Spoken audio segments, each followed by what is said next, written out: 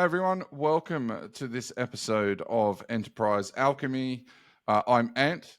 Today I'm joined by the lovely Moya Staten. Moya, thanks for joining us today. How are you? Hope you're well. Thank you, and I'm doing great. Thank you for having me. Fantastic, fantastic. Now, outside of your corporate career, Moya, the thing that really kind of caught my attention was just your incredible story of survival, if we can call it that, right? Many people faced with a small percentage of the things that you've gone through in your life, I think would just give up. Um, Help us understand, and for the audience, I know you said you were born in Jamaica. Is it three brothers? Do I remember that I correctly? have three brothers left. I had four. One passed away. Right, right. So tell us what made you decide to move from Jamaica to the US. Like tell us a bit about that story. Ooh, so I've never really sat and even talked about this part of my life, leaving Jamaica. So I was married um, Right, for about 8 years, and that husband picked up and left. He moved away to actually London. Um, Promised me that he would. The plan was to come back for us because I had two children at the time. 5 years later, nothing. I pretty much was living on what I call survival mode, which it wasn't about how I felt. It was more about what I had to do to make sure that my children survived. And so during those 5 years, I never really sought help like from my family because I'm one of those people who believe that whatever mess I created, I need to fix. It's my fight, so I'm going to do it. I'm going to fix it, and I'm not going to right, stress anybody about it. So at in about 2001 is when he left. right. 2002 I lost my job at the company Oh, that I was working at, and I was laid off from the job because they no longer required that position in the company, and so I right, was left jobless, of course. And so I was introduced to another company that was pretty new to Jamaica at the time. It was called Centennial. I got a right, job there. It was a startup that lasted for a year and a half. That company closed. So I had to find another job. Found another job. I didn't have a car, so I was taking the bus. So it oh was my a god. struggle. It was a struggle to get up early in the morning, literally run to the daycare center, drop my kids off, run to the bus stop to make sure I don't miss the early morning bus, get to work, run from work to the bus stop to get the bus home to pick up the kids on time so I'm not charged extra. And I literally did that for about a year and a half. Then I got another job because I kept looking Right. for a job that pays me more so that I could survive. By the time I got that job, the house that I was renting, the owner said they wanted their house. Right. Right. I sat down in front of the house and I said, okay, how much more am I going to have to take before I can't take anymore? I don't know. What am I going to do now? At that time, I could have reached out to my dad.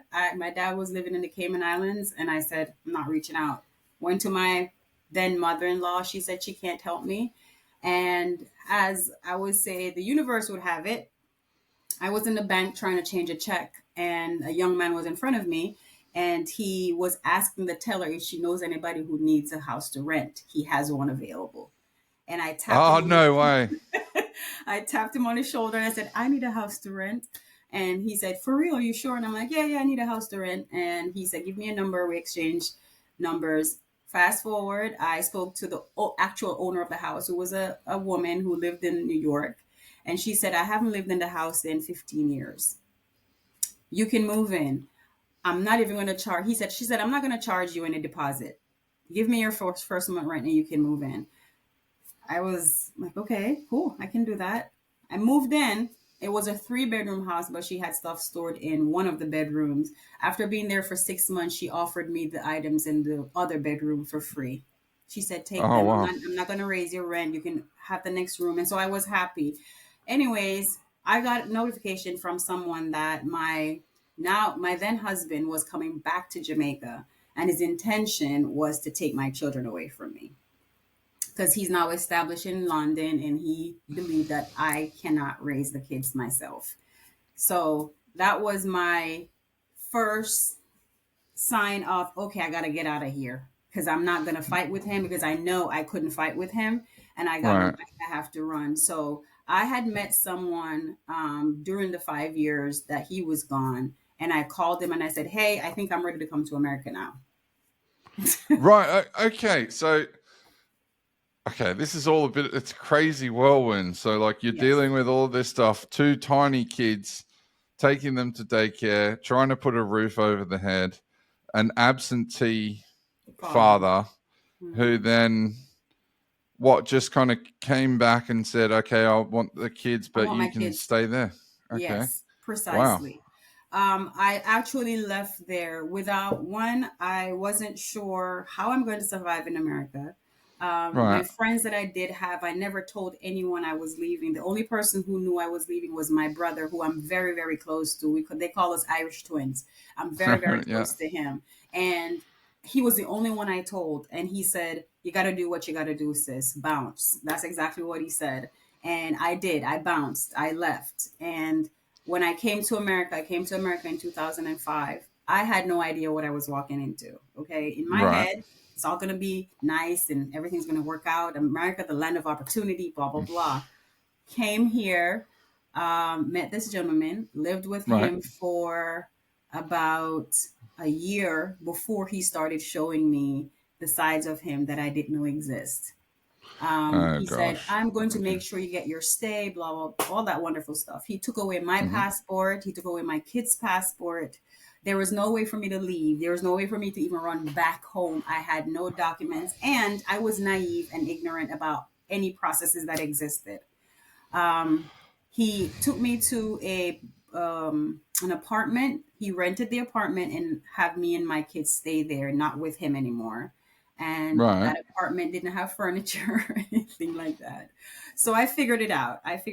There was a store across the street in the plaza. I went over there, realized they sell beds and all that stuff. So I asked them, "Do you guys do layaway? Can I buy the mattress and pay off for it little by little until I'm done?" And they said, "Yeah, you can." And that's how I end up furnishing the apartment that I was in.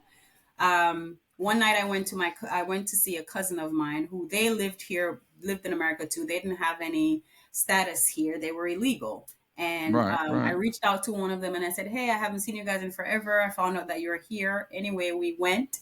I was there with them for probably about 5 hours, just sitting there catching up, talking. He kept calling my phone, asking me where I said, "I'm at my cousin." He didn't believe me. Um, Right. when I got the train and came back, he changed the lock on the apartment door. So I was outside with my children. I didn't have And any, no passports. no passport, no ID, nowhere to go. Called Oh my my god. cousin, went back to my cousin's house, told them what happened. She said, "You have to go to the police." I said, "I'm afraid to go to the police. I don't have any documents here. What am I going to do?" And she said, "You can go to the police. Go to the police." Went to the police. They said, "Oh, we can't do anything. Your name is not on the lease. You can't Yeah. go in Okay. there." And I said, Right. "Okay, all right, fine, no problem." I left it alone. Fast forward, he finally called and said, "Your stuff is outside." So I got my stuff, moved in with my cousin, with my kids. My cousin said, "I can't stay there." After 3 months, she said, "I can't stay there because it's uncomfortable for her kids." Moved in with another cousin. His wife said after about 3 months, she said, I can't keep you here anymore. Your kids are here and it's too much." And I went to live in my car that I had because I didn't know where else I was supposed to go. I didn't have anybody else I should call. So I lived in my car for about maybe about 3 months while I had a job that I was working under the table. The owner of the company I was working with somehow noticed that I had stuff in my car, and his wife called me in the office and asked me, "Where are you living?" And I said, "Oh, I'm staying with a friend."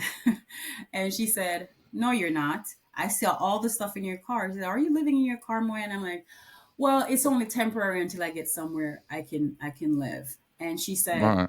we're gonna help you.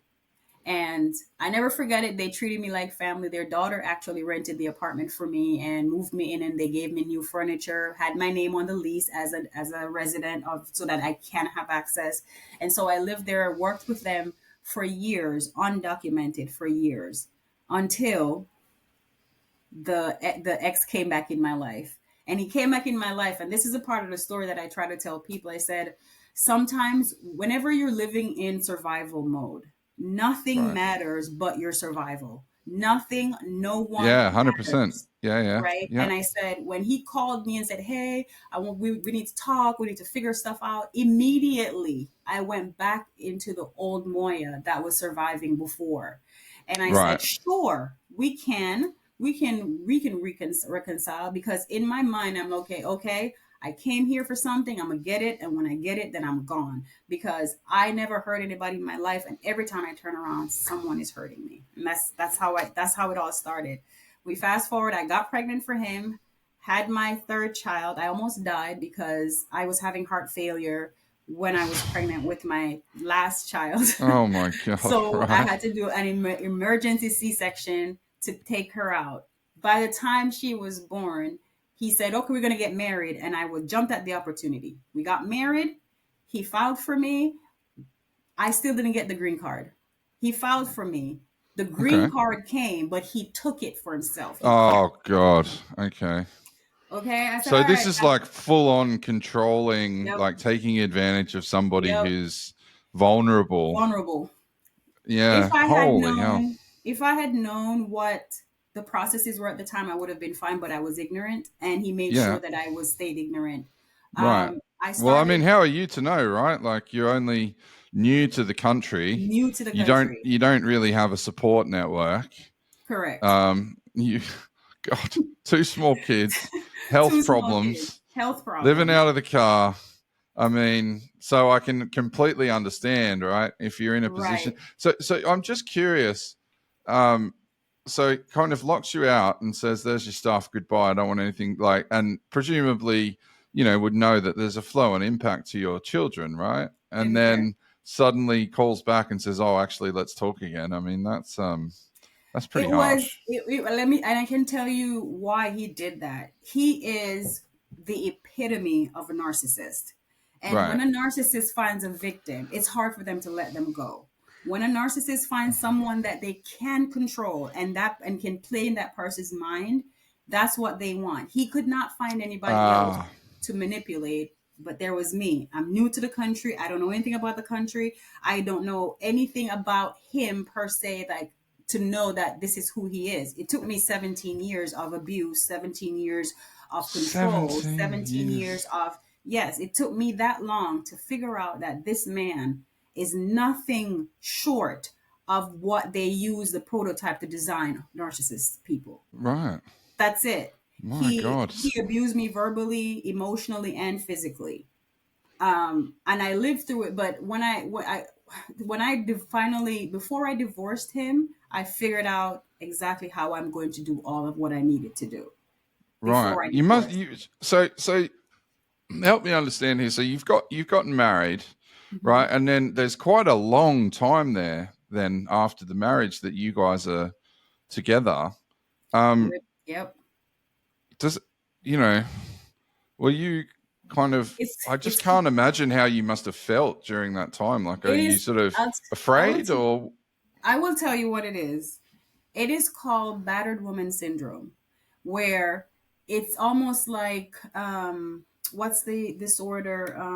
It You are in captivity with someone for so long that it becomes like Stockholm norm. syndrome? Stockholm syndrome, correct? Yeah, yeah. So if someone else on the outside comes in and says, why are you doing this, why are you living this way, and you go, no, it's fine, I'm doing okay, he's taking care of me and he's taking care of the children, you know you're not fine, but you don't know what else you're supposed to say. So Oh, mentally, right, I yeah. was I was in this world of his, and I was surviving in that world. But that's not the world I wanted to be in, which is Right. why it is easy for me now to look at someone else and say, in order for you to get from point A to point B, here's how you have to do it. And it starts in your mind, right? It starts in your head, because anyone who is being manipulated, it is what somebody learned about how you think, how you process information, and they look at it, they understand it in the workplace and in your personal life. In your workplace, your boss watches you,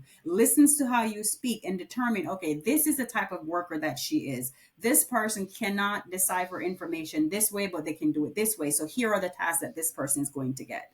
That's Right. pretty Right. much how it operates. And for me, I was living in his world until I could create my own world. When I Right. decided to divorce him was the day he decided to kill me, because now Jesus. he's losing control of someone that he has had control over for so long. Right. Everything that I've ever worked for, he decided that I'm going to take it. I'm going to take it from her. And it Oh my God. started with, first, he started not caring that he's cheating, not caring that I was finding out that he's cheating. It didn't matter to me that he did, because I knew where I was going. And I said, Right. the least you can do is be respectful with your cheating. You don't have to let everybody know that you're cheating. You can go ahead and cheat. And he said, so you don't care? I said, I don't. But that was when I became numb. I was no longer feeling anything. All I wanted to do was get out. Right. He adopted my children, my two first children. He adopted them. Right. I made him do it because there was a plan all along. I was being the one who is planning my exit strategy, because now, after all that I've gone through, all the people who advised me, who didn't quite understand who I was, right? I started making my own exit plan. And my exit plan wasn't, I'm just going to pack up and disappear somewhere. No, I'm going to make it where you cannot legally touch me at all. And so I started to Right. study, learn the laws of the state that I lived in, find out immigration policies. If I'm safe, how do I do it? What do I do? How do I save my children? And when he figured it out, he started to get people to say I'm a bad mom so he could take my Oh children, all God. three of them, from me. I Right. got an attorney. I told the attorney, I don't have any money to pay you. I just need advice. You don't have to represent me. And when I started telling him my story, he said, I'll represent you. Don't even worry about the money because I will get paid. That's exactly what he told me. And he represented me from the domestic violence, where I got the forever, I call it the forever restraining order, so he can never come near me ever again. Um, I got the attorney got him to pay for the divorce, gave me child support, which I told him I didn't need because I knew what he was going to do. I didn't want it. I'd never wanted alimony. I never wanted his house. I never wanted a car, nothing. And the judge at the time said to me, where are you from? And I said, I'm from Jamaica. And she said, were you raised with both your parents? And I said, yes. She said, are they alive now? I said, yes, they are.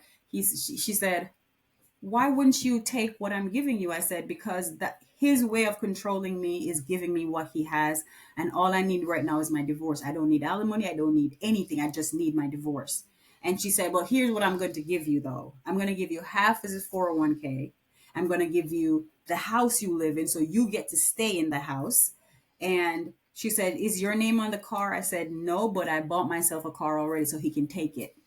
And when they brought him back in the chamber, and he looked at me when the judge said, well, she doesn't want anything, but I'm giving her something. And he looked at me and he said, you will never live long enough to use what you're taking from me. And I said, okay, no problem. The problem with that, though, with this, with in America, when they give you child support, you cannot leave the state you live in. And I wanted Right. to leave. I needed to go away from him as Yeah, far I'll as I bet. possibly Yeah. can. Yeah. And so I consulted with somebody else, and she said, take him off child support. So I went to the Department of Children Services, and I told them, I said, I want to take him off child support. And she said, well, if you're ever in a situation where you need government assistance, you will not be able to get it because you're taking him off child support. And I said, I don't need government assistance. I need him to get off child support.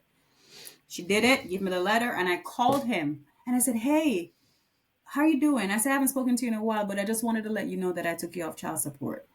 And he said, really? You did that for me? And I said, yeah, I did. I took you off child support. And he said, okay, cool. Anything you want, I'll be able to help you. And I said, sure, no problem. He didn't know where I live, so how are you going to help me? But that's fine. I started applying for jobs outside of the state of Florida. And as soon as I got the first job offer, I took my kids and I left. He didn't know Wow. where I was, didn't know where I went. And that's how my life actually started. My life started after I left Florida. Moya, I'm just speechless. I mean, I'm glad that because I'm a little bit scared to ask actually. No, ask. But well, no, just in it's quite powerful, I suppose, moving what you're saying. You say you tried to I obviously didn't successfully kill you because you're No, still here talking to me now, but it got that far. that got that far. So after my divorce started, he started to stalk me. He knew where I was because I was still living in the house that we shared together. And one night I had a group of people were over, and we were just sitting outside. My girlfriend from Jamaica, one was visiting from Jamaica, one who from Jamaica but lived here. We were all sitting outside on the pool, just talking, hanging out because they know. I was actually scared being alone in that house. The house was a Yeah, I'll huge bet. house, and Yeah, it had multiple entrances. Right. right. So, but anyway, my friend came over. They helped me. They got a locksmith to come and change the locks, and I Right. changed the locks on the house. I bolted the garage door so you can't even pry it open. So I bolted it. You can't come in through the garage. I went to sleep, and I woke up with a gun to my head, like a gun to the Oh back of my my head, a god. gun to the back of my head. And I opened my eyes, and he said, "I should just kill you right now." And I said, "Okay." What am I? I didn't know what else I was supposed to do. I said, okay. And I said, do me a favor.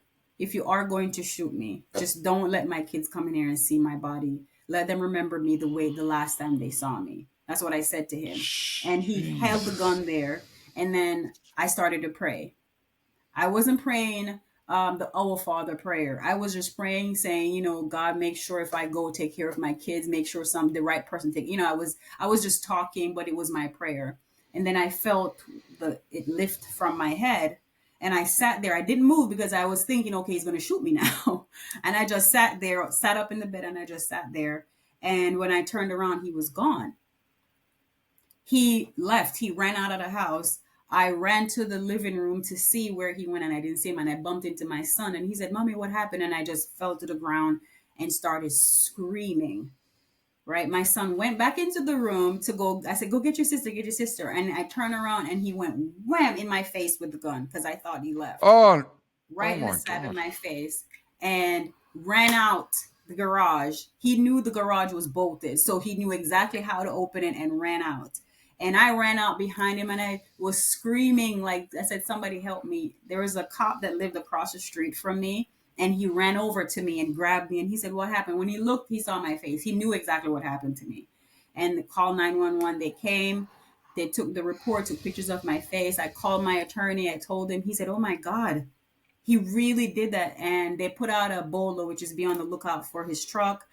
Right. For a year, they couldn't find him. He was gone for a year. Nobody knew where to find him for a year. And how they got him and arrested him, he was driving, and he suffers from narcolepsy. Oh yeah, right. So Yeah. he's driving and falling Just fell asleep, asleep. Yeah. ran off the road in front of a cop. They ran his license and realized there was a warrant out for his arrest. That's how they Right. caught him. And they arrested him. And so I was in a trial for attempted murder with him. And even though I could have easily well went into the courthouse and tell them everything he did to me, because they were also considering prior acts, because they said he didn't just become this way, what has Right. been happening before. I didn't. I actually asked for leniency for him. I told him, I said, "I don't want my daughter to go visit him behind bars. What I Okay. think he needs psychological help." And I said if the jurors or the judge or whoever is responsible can find it in their hearts to give him an opportunity to go get the help that he needs, I think he will be a better person. And I was crying when I was doing it. And I looked over to the jury, and this lady was sitting there staring, and tears was running down her face after I told the story of what happened to me. And I stepped out, and they gave him community service and sent him to anger management. And even though I did that, even though for me it was, I don't want to hold any grudge against anybody because that's not who I am. Right. It that's not how I want my children to live after me, be, holding on to grudges and anger and stuff like that, he still tried to hurt me after that. He still tried Uh, after that. I And I mean, decided, I said, okay, it's time for me to just literally disconnect from this man. And I left yeah, 10 years. For 10 years, nothing from him, nothing from me. So I pretty much supported my kids on my own for 10 years. Didn't ask for help. I didn't go to the government for help. I worked. I got my education together. Even though I had education from Jamaica, it wasn't recognized, so I had to go back to school. I graduated with my Bachelor of Science in Human Resource Management, and I graduated summa cum laude. I graduated at the top of my class. I did it with 3 kids and a full-time job. And I believe that if my if my inner strength wasn't what it is, I would have died a long time ago, because I did try to kill myself. Let it be known that I got weak. I got to the point where I told myself that I couldn't do it anymore, and I put a gun to my own head, right. pulled the trigger, and it never fired. Three Oh my times, God. 1, 2, 3, and it never fired. And when I threw it on the ground and I said, not even that I can do right, it fired in the ceiling. The house that I sold has a bullet hole in the ceiling. And I said, I will never tell anybody that it's there. If they see it, they see it, but I will never tell anybody that it's there. But I literally tried. And that's when I knew for a fact it was May 17 in 2015. And I knew for myself at that point that my purpose for being here has not yet been served. So there was no way I'm going to exit before the time, no matter how hard I try. Oh my. I mean, well, uh, I wow. I mean, the thing to me, Moya, that's incredible, right, is you're so open, and for me, like some of these things, like hearing you talk about them, like they're frightening, right? And you're so, I love, I clearly, you're here and you're doing amazing things, but even had those moments, you know, that's just So, how can I put it now? So, for someone else listening to me and saying, "Oh my God, how did she? How did she?" And there were some things that worked for me. There were okay, things that worked for me. okay, Resilience. I learned resilience from my parents. My father never graduated more than I think he graduated the ninth grade. Never went back to school after that, and right, he ran a successful business in Jamaica for 35 years. My mom, who had me when she was 16 years old, she managed to teach me a lot of things for a woman who never had anybody to teach her anything. And right, I learned from my mom that yes, yes, yes, yes, yes, they can knock you down, but they can't stop you. Only you can stop you. And every single time when I look at where my parents came from to where they are today, I knew I learned something from them. On top of that, I was diagnosed with a heart condition at 10 years old. They told me I wouldn't live past 20. And I made it past 20 after having 2 cardiac arrests. I made it past 20, had 3 children, came to America, survived domestic violence, graduated with the degree that I wanted, moved to 2 other states. Living in Pennsylvania, I had a stroke in 2021. Didn't know I had a stroke, end up in a hospital. That's when they know I was having a stroke. I couldn't walk, I couldn't talk.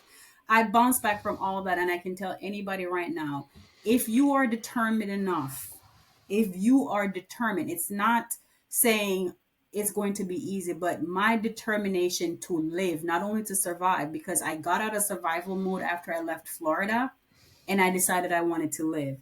When you want to live, when you've decided that you're going to live, nothing on earth will stop you. You could be maimed, you could be sick, anything that comes your way, you will bounce back because of your determination to live.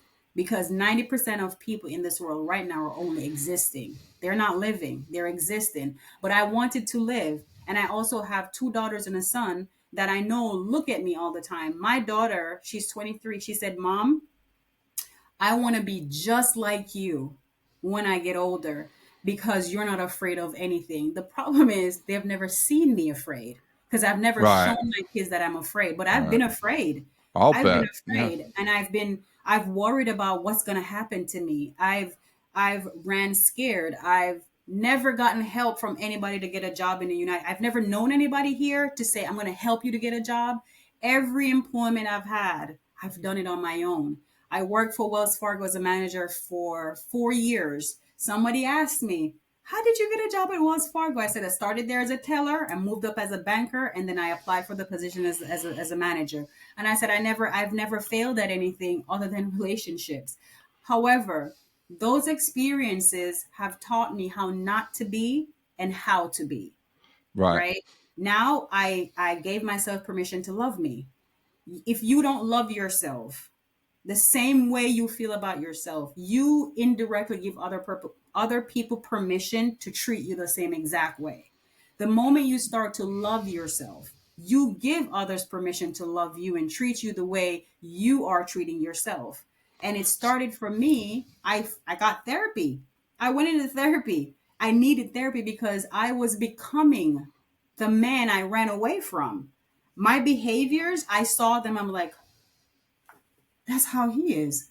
And I said, I need help. I need help because I began Right. to treat people the same way he treated me. And that's how the cycle continues. The abused become the abuser. That's exactly how broken people break things. It's a mental thing. Uh, so can I ask, or just on that thread? And I am a little bit. I'm very quiet this pod because I'm also like a little bit. I don't know what to say or the questions. I just other than just to let you talk, right, about your experiences. But something I remember we spoke about last time, and I think it ties into what you were just talking about, which is if we find ourselves attracting the wrong people People. over Yes. and over again, and how we start to unwind that. Because I remember you mentioning, you would find yourself in relationships with people who were The takers, same right? way. They And were they would, toxic, same way. Yes. yeah, and they would take advantage of your giving nature and Yes. take everything you had and more. So how does one, from your extensive first-hand experience, how does one break that cycle? So I think I started telling you before. So in order to break any cycle, first you have to identify that it is a cycle. You have to Right. recognize that, yes, I am doing this.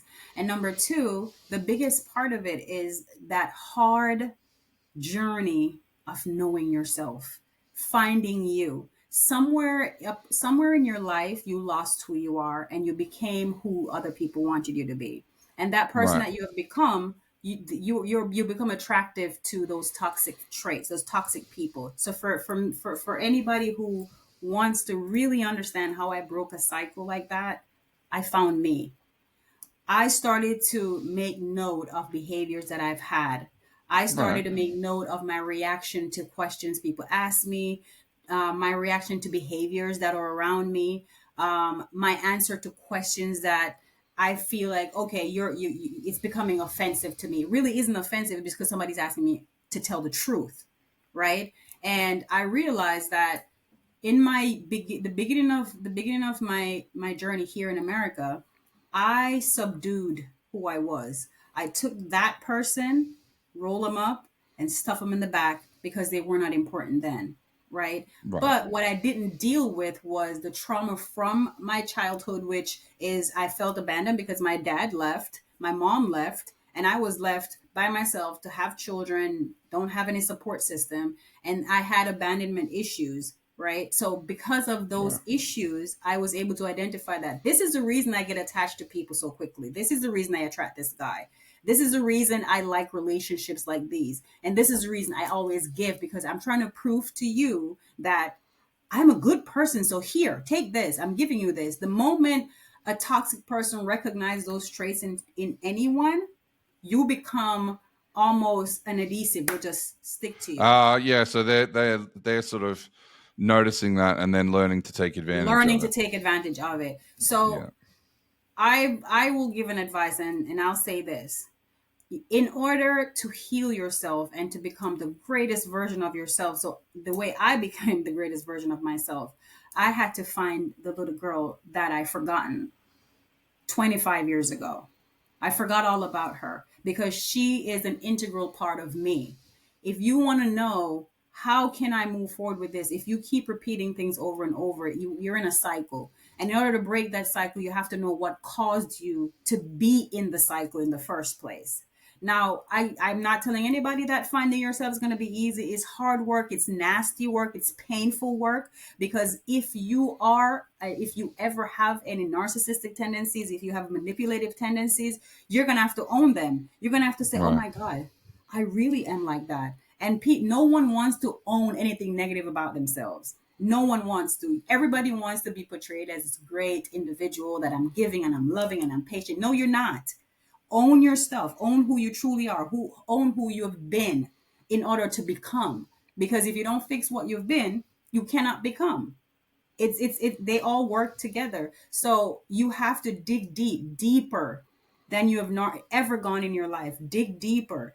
The path from pit to palace is not smooth. It's not a Pit to smooth palace. path.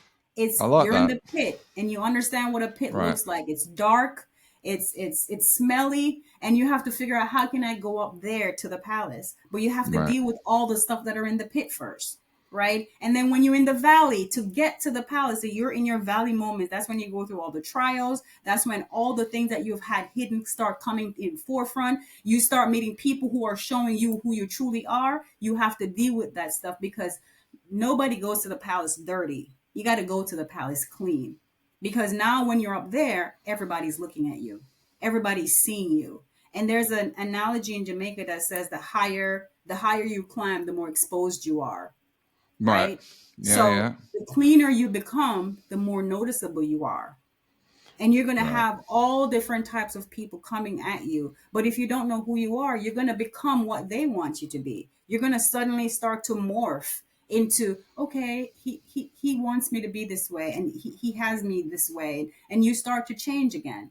Go back to your professional life. If you don't set boundaries and have the expectations in front of your managers, they are going to make you be who they want you to be. Yeah. And in HR, it's in the mind. It's here. It's all about a mental management. For me, I'll give you an example. My manager, it took her a little while, it took her a year to recognize who I am. Right. She said, "You're very quiet sometimes, and sometimes you're talkative. Sometimes you're this way, and sometimes you're that way." And I said, yeah, I'm an observer first. Like I'm really Okay. quiet Yeah. because I Yeah. I, I want to see who everybody is, and then I'll speak on something if it's necessary. Otherwise, Right. I'm saying nothing at all.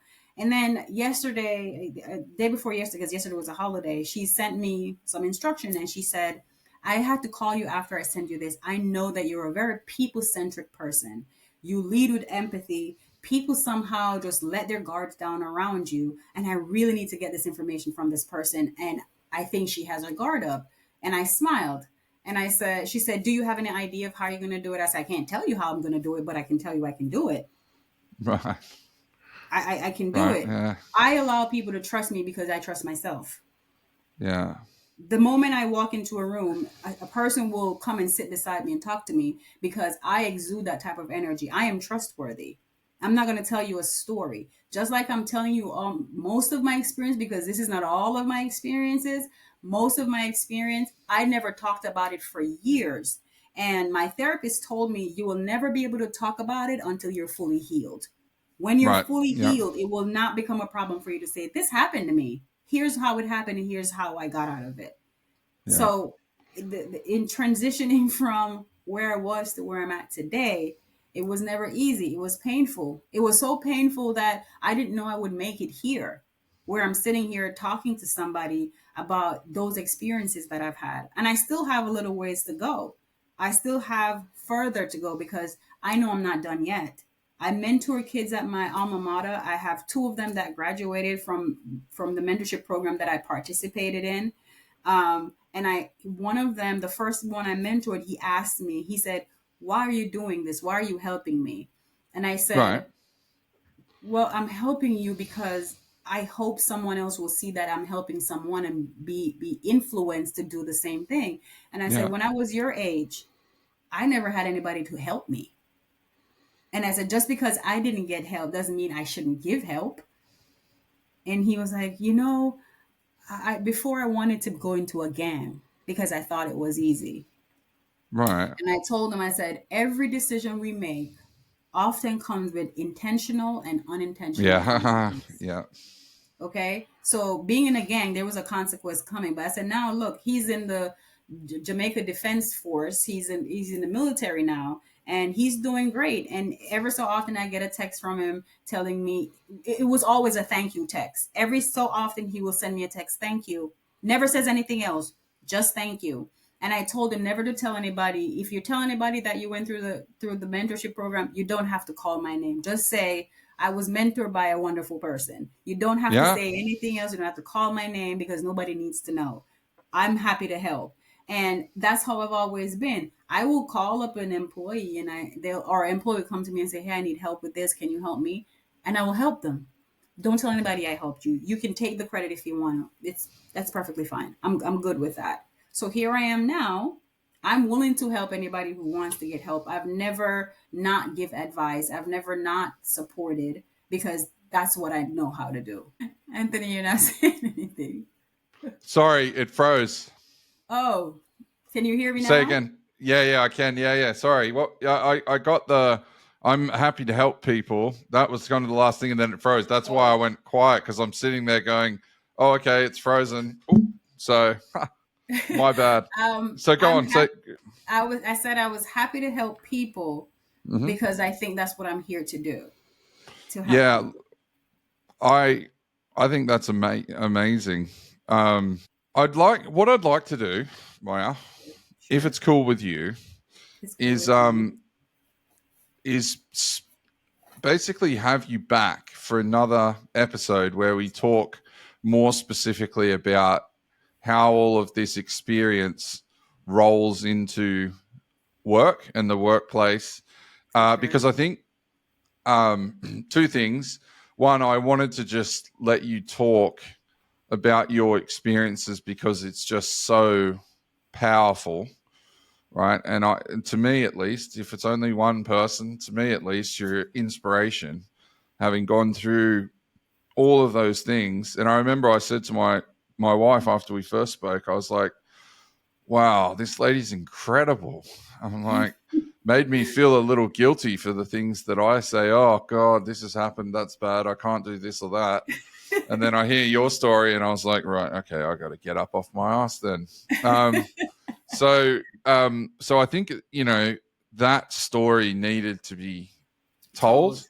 Yes. Um, so I think if you're open for it, love to I have you am. back, and we'll do a part two talking about the how you've taken all of this life experience and managed to do incredibly well in the and look, yes, there is some crossover because people are people, right? So I'm sure Yes, those themes will come up again. But yeah, if you're up for that, I'd love to do that. I am. I'll be happy to talk about, what I've learned and what has helped me to become the leader that I am today. And how it has helped me professionally because it has helped me a lot. Like my experience, I believe people need to understand that experience is the greatest teacher. Experience teaches wisdom, and that's what I held on to the most. If you don't learn from any experience you've had, whether it's good or bad, if you don't learn from those experiences, you're not going to survive.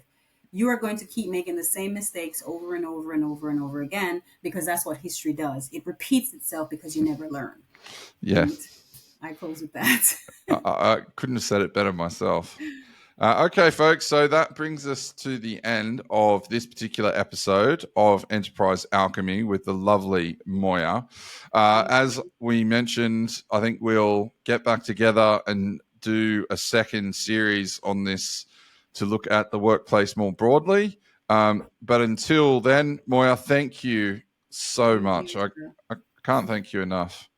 Thank you so much for having me and allowing me to speak about my story because I've always believed that it needed to be told so that people can see the journey and not just the end result. There's probably a movie in there, to be fair. At least a book. Got to be at least a book. Yes, the book is definitely in there. I've thought about it a million times. Like I've written a book already, a poetry book, and it was me just getting the stuff off my head because that's what I used to use to kind of bring myself down, is to write poetry. And my Right. my friends have all been telling me the same thing. Write a book. Why don't you just write a book? And I'm like, yeah, I'm gonna write a book. I'll do it one day. I'll write a book. So I have here's a quick question off the top of my head. If they did turn it into a movie, who would you want to play you? Oh, that would be a hard one. um, I don't know. There's like three people I think I have in mind. Okay, go on. Um, so I have, her name is Trisha Campbell. She's a twin. She played in Tyler Perry's Why Do We Get Married and Why Did We Get Married Too. All She's right. tall, slim. She's a twin. But that one, Patricia, she is the one that I know because when we first watched that movie, my daughter said, "Mom, that's you. Ah, That is you." That is you. And I forgot the name of the other young lady, but people tell me that I'm her doppelganger because I look like her. right. She's a producer. When I remember her name, I will tell you. Yeah, Oh right. my God. But she plays in Harlem, the series Right. Harlem on Netflix, I think. And then she's a producer. I don't know why I can't remember her name right now. It's on the tip of my tongue. But those are the two for now. The third Okay. one, I'm not. Maybe next time we talk, we'll see Yeah, if you've had a bit more of yeah, a thought about it. yeah. And But I'm sure I can find somebody because I've seen personality traits in people. cool. All right. Well, yeah, Thank you, Moya, Anthony. thank you very much. And guys, we'll see you on the next episode. Thank you. Have a good one.